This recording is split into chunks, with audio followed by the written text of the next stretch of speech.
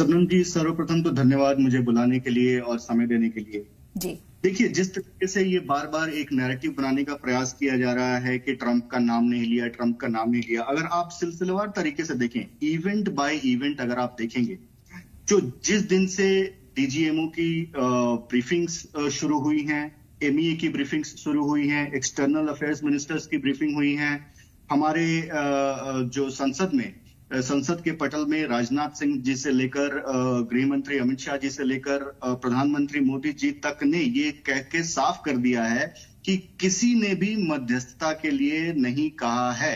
तो इसी से साफ हो गया। अब इसमें चाहे ट्रंप जी आ जाए या कोई और आ जाए, उसकी कोई अहमियत ही नहीं रहती है।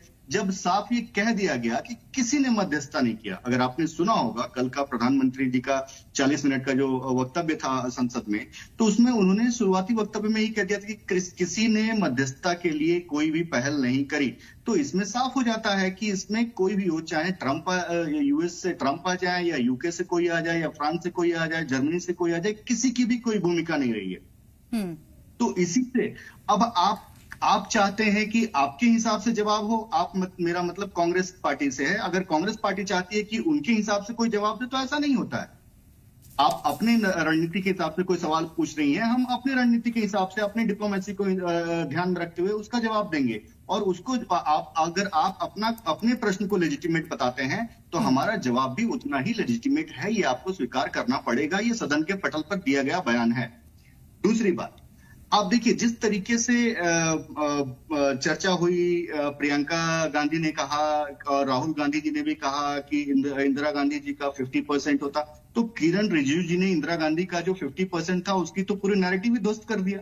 जिस तरीके के पत्र इंदिरा गांधी जी ने 1971 में लिखे थे, अगर उन शब्दों को आप गौर कर लें, अगर उन शब्दों को अगर आप देखें, तो दंडवत प्रणाम से और कुछ नहीं था। पूरी की पूरी कांग्रेस पार्टी, पूरा का पूरा सरकार उस समय दंडवत कर रही थी उस समय के राष्ट्रपति को। तो इसको क्या माना जाए? क्या कभी भी आपने भारत के किसी भी दल को सुना ये कहते हुए कि नहीं इंदिरा गांधी जी ने ऐसा कुछ नहीं किया? नहीं, हम उस समय से लेकर, और ये मुद्दा हम आज उठा रहे हैं क्योंकि इतने सालों के बाद, क्योंकि हमने कभी ये इस तरीके की राजनीति करना चाहा ही नहीं है। हम हमेशा से देश के हित में काम करते हैं, हम हमेशा से देश के हितों को ध्यान में रख के काम करते हैं। कभी भी देश के हित को ताक पर रखकर हमने कोई समझौता, कोई भी सीक्रेट एमओयू साइन नहीं किया है। हमने कभी भी कोई समझौता देश के हित को ताक पर रखकर नहीं किया है।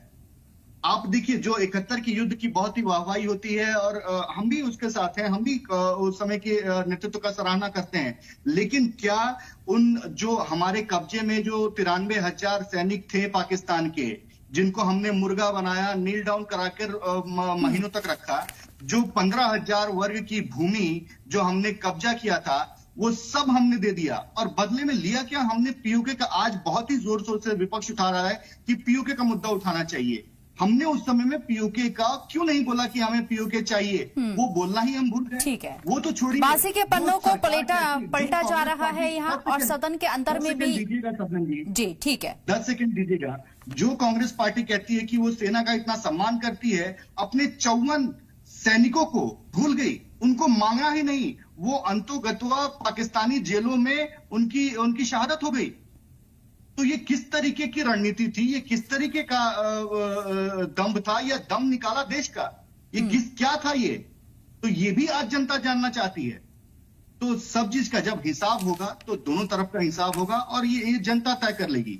ठीक है, आने वाले दिनों में ये जनता तय कर लेगी। ठीक है, जनता पे आप ये छोड़ते हैं पूरा मुद्दा। मेरे साथ तरीके से जियो पॉलिटिक्स को साधते हुए ट्रेड वेपन का इस्तेमाल कर रहे हैं। हो सकता है कि इसमें भी वही पेच फंस रहा हो। 56 इंच की छाती का भी जिक्र किया गया, लेकिन सत्य से दूर।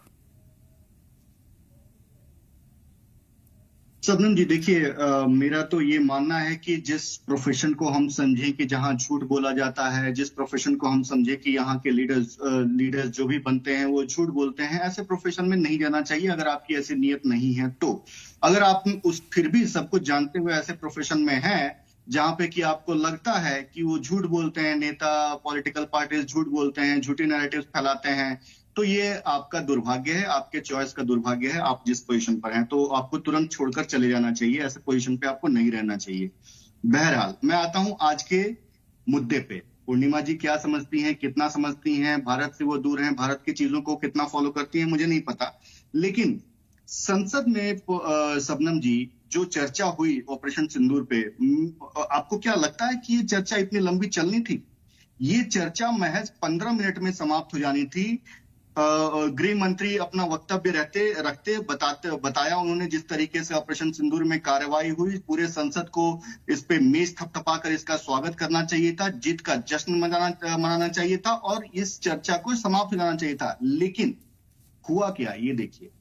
हुआ ये कि सिलसिलेवार ढंग से आपने चीजों को कुरेदना चालू किया कि आपके कितने जेट्स गिरे, आपके कितने सिपाही मारे गए, आपने क्या क्या किया, उसमें सारी ऑपरेशनल डिटेल्स को, जो एक खुफिया होता है, जो आप ऑपरेशनल डिटेल्स आप साझा नहीं कर सकते हैं, कम से कम एक ऐसे मंच पर जहां पर कि पूरा डिस्क्लोज हो जाना है। तो निश्चित तौर पे जब सवाल उठता है कि आप किसके लिए पैरोकारी कर रहे हैं, आप ये सवाल किसके लिए पूछ रहे हैं। आपको याद होगा जो अहमद शरीफ चौधरी जो पाकिस्तान का आर्मी का स्पोक्स पर्सन है, उनका बयान और राहुल गांधी का बयान बिल्कुल एक जैसा है। राहुल गांधी जब ये कहते हैं कि ऑपरेशन सिंदूर के बाद जब इंडिया ने नया नॉर्मल रखा, any act of terror will be considered as act of war, उन्होंने राहुल गांधी ये कहते हैं कि इससे तो टेररिस्ट फायदा उठा ले जाएंगे। टेररिस्ट अगर चाहेंगे कि भारत और पाकिस्तान में या एशियन रीजन में डिस्टेबिलिटी करना है तो वो यही करेंगे और ये एक्ट ऑफ वार, इंडिया की जो पॉलिसी है वो एक्ट ऑफ वार है, इंडिया हमला कर देगी, अगली बार जब भी कुछ होगा तो इंडिया हमला कर देगी। और यही बात वहां के पाकिस्तान के आर्मी स्पोक्स पर्सन ने कही है। तो इसी से साफ हो जाता है शबनम जी कि कौन किसका पक्ष रख रहा है, किसकी पैरोकारी कर रहा है।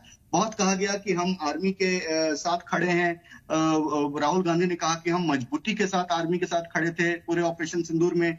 तो चरणजीत चन्नी क्या कर रहे थे, अजय राय क्या कर रहे थे जो राफेल में नींबू मिर्ची लगा के दिखा रहे थे, आपके सिद्धारमैया क्या कर रहे थे, केरला कांग्रेस ने ही तो वो ट्वीट किया था ना सर तन से जुदा वाला मोदी जी की फोटो को, वो क्या कर रही थी। क्या ये संवैधानिक पद पर बैठे हुए ये लोग क्या आपके कंट्रोल में नहीं है? क्या आप एक तरफ कहते हैं कि हम सेना के साथ खड़े हैं, वहीं दूसरी तरफ रफाल में नींबू मिर्ची लगा के उड़ाने लगते हैं?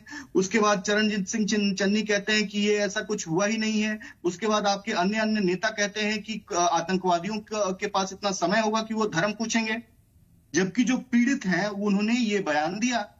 तो जब आप एक तरफ कहते हैं कि आप सेना के साथ खड़े हैं, वहीं दूसरी आपके जितने भी नेता हैं, आपके जितने भी प्रवक्ता हैं, आपके जितने भी संवैधानिक पदों पर बैठे हुए जिम्मेदार लोग हैं, वो पाकिस्तान के साथ खड़े हुए दिखाई देते हैं। और कर्नाटक के असेंबली में, कर्नाटक के विधानसभा में तो बाकायदा पाकिस्तान जिंदाबाद के नारे लगे थे। और कर्नाटक में सिद्धारमैया ये कहते भी हैं कि पाकिस्तान बीजेपी का दुश्मन हो सकता है, कांग्रेस का दुश्मन नहीं है। आपको पता होगा किस तरीके से मणिशंकर अय्यर पाकिस्तान गए थे और पाकिस्तान का सहयोग मांगा था मोदी जी को हटाने के लिए। और एक आंकड़ा दे दूं शबनम जी, मुझे 10 सेकंड दीजिएगा। देखिए जो चर्चा हुई ऑपरेशन सिंदूर के ऊपर, उससे कुछ महत्वपूर्ण आंकड़े निकल कर आए हैं, उसको 10 सेकंड दीजिएगा, मैं आपको बताता हूं। 2004 से 2014 तक कश्मीर में आतंकवादी घटनाएं हुई 7217, 2004 से 2014 तक। उसमें हमारे जवान शहीद हुए 1060 और जो नागरिकों की हत्या हुई उसमें 1770 लोग मारे गए। अगर 2014 से 2025 देखेंगे तो जो आतंकवादी हमलों में बहुत कमी आई है, 2150 हुए हैं, 70% की कमी आई है।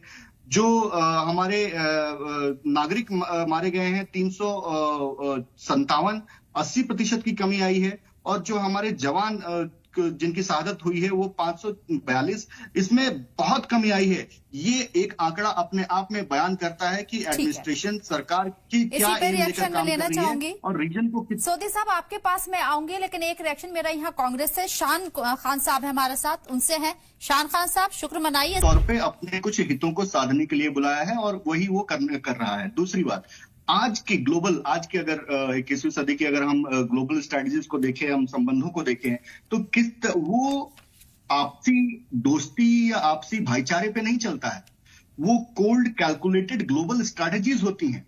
आप हमारे दोस्त हो सकते हैं, लेकिन जब मैं एक देश को नेतृत्व कर रहा हूं, एक देश को के पक्ष को लेकर आगे जा रहा हूं, तो मैं अपने देश के हितों को आगे रखूंगा। और यही काम भारत कर रहा है और यही काम किसी कोई और देश भी कर रहा होगा, उसमें कोई आपत्ति नहीं है।